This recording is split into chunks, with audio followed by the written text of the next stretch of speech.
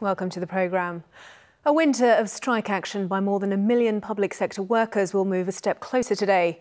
Unions are expected to announce a series of ballots which could lead to coordinated walkouts across the country in protest at planned changes to pensions. Details will be released at the TUC conference in London later today.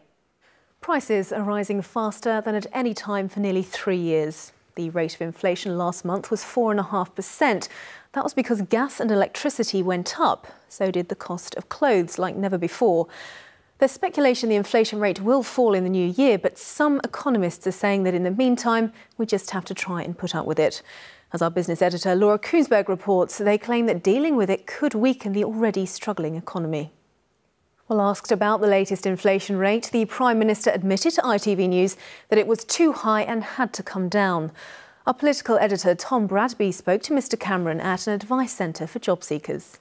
Fighting in the heart of the Afghan capital, Kabul, has continued during the night as the city suffers sustained attack from Taliban rockets, gunfire and suicide bombers. It's the first time different parts of the city have faced simultaneous assaults. The American embassy and NATO's headquarters were targeted. Neil Connery reports. Scotland Yard detectives have begun looking for evidence along a Kenyan beach in the hunt for a kidnapped British woman and her husband's killers. The local police have arrested one man, but there are conflicting accounts about his part in the attack. Our Africa correspondent Rohit Katru saw the British detectives at work. The police firearms officers involved in the standoff with Raoul Moat had not used the taser gun that fired at Moat until the night of his death. The officer in charge of firearms tactics has told the inquest court how he briefed his team over the radio on how to operate the shotgun-style taser. At the time of Moat's death, it was unlicensed in the UK and has since been banned. James Murdoch has received the call he's been expecting to return to Parliament. MPs want to question the chairman of News International again after two former executives cast doubt on his claims he didn't know phone hacking was widespread at the News of the World.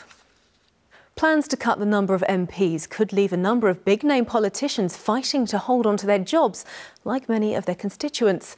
Reducing the number of seats in the House of Commons has created a need for boundary changes. So far, details for England and Northern Ireland have been released, and it'll mean front benchers will have to compete with MPs from their own party to stand at the next election. Our political correspondent Alex Forrest explains. The father of Amy Winehouse has been speaking out about his daughter's death. Mitch Winehouse was speaking in the United States ahead of the launch of the Amy Winehouse Foundation, which he set up in her memory. Here's Yao Chin. This is the ITV News at 5:30. Our top story this morning: a winter of strike action by more than 1 million public sector workers will move a step closer today. Unions are expected to announce a series of ballots which could lead to coordinated walkouts across the country in protest at planned changes to pensions. Details will be released at the TUC conference in London later today. Well, time for a look at the papers now, and Ed Miliband making the front page of the Times, though perhaps not in the way he'd like. It says about half of Labour supporters say they can't see Ed Miliband becoming Prime Minister. That's according to a new poll.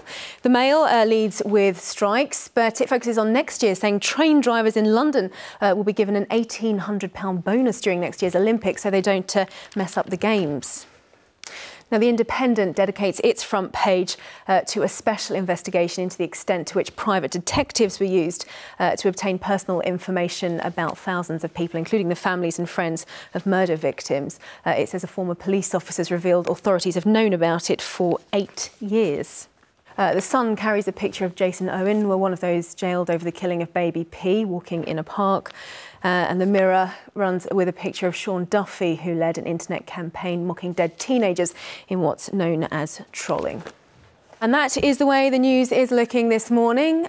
Daybreak is next here on ITV1. We'll be back at the same time tomorrow morning. For now, though, from all of us here on the morning team, it's goodbye and thanks for watching.